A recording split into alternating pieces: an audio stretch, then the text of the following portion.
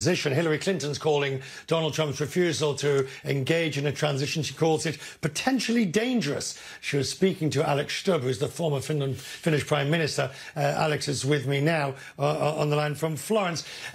The former Secretary of State and presidential candidate was speaking to you, and it's the first time that she's made comments about the election in a public forum. So what did she say, particularly on this idea of the danger of a transition not going smoothly? Yeah, well, it was when we were talking about the future of democracy, and both of us, I think, attached a lot of importance to a smooth transition. I mean, I think all of us have been looking at the concession speeches of the past, of George Bush in the early 90s to Clinton, or to John McCain to President Obama. And we simply have not seen that coming from Donald Trump. And I think anytime you are in a liberal democracy, you have to respect the rules. And once you've lost the election, it's time to start the transition. And I think that was the message of Hillary Clinton. Let's have a listen to what the former Secretary of State, First Lady, so many titles that she had. Let's hear what Mrs. Clinton had to say. This is a terrible aberration, and it sends a very troubling signal about the value that Donald Trump and those who support him and enable him have for our democratic system. And it's also, unfortunately, potentially dangerous. You know, Biden has put together a world-class team of advisors about COVID and about the vaccine. With no transition, they're not getting access to government information, government personnel, in order to plan for the eventual rollout of a vaccine. And it's going to cost lives. Alex, the problem is you and Mrs. Clinton are talking sort of the language of traditional politics and transition. Donald Trump, I mean, if we've learned nothing so far, he's a total disruptor who will blow up the bridge even before he's crossed it.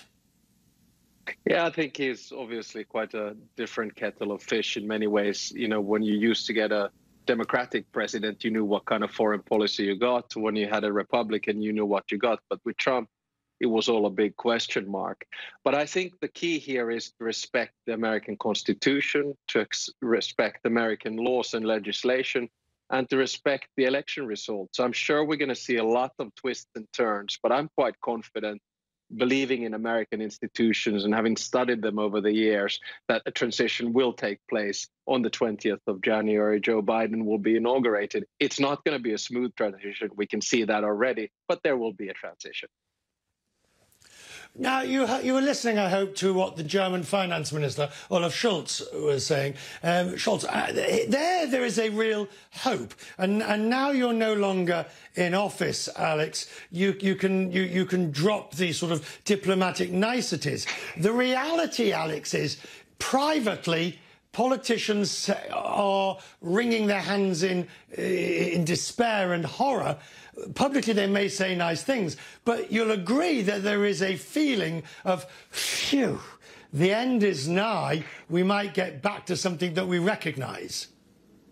Yeah, I think many of us were watching CNN day and night when the election results were coming out. Listen, Richard, I think we human beings have the tendency to do three things. Number one, we over-rationalize the past. Number two, we over-dramatize the present. And number three, we underestimate the future. And I think right now there's a sigh of relief that we go back into American stability in foreign policy. It's not going to be the same old world.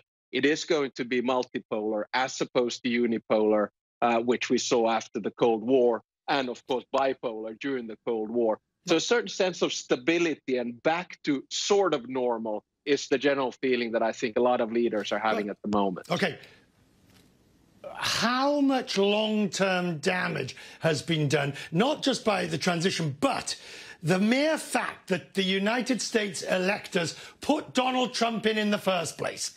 And even though Joe Biden might be in for the next 4 years, there is always the knowledge of every European leader that the US electorate could do it again and put him or somebody similar, somebody extreme in once more.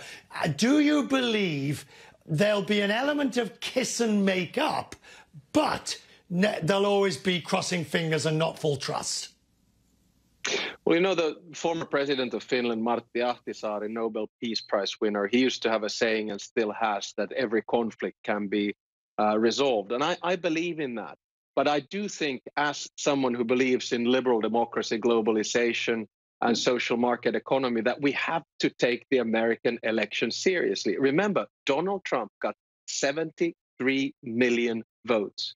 73 million Americans voted for what he stands for and the way in which he does foreign policy.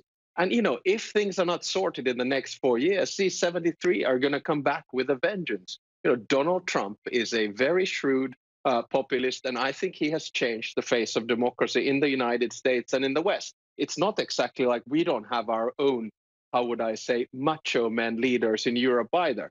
The European Council, heads of state and government, are, as we speak, talking about the rule of law in countries such as Hungary and Poland. So, you know, this problem is not going to go away. It's going to be amplified unless we address it.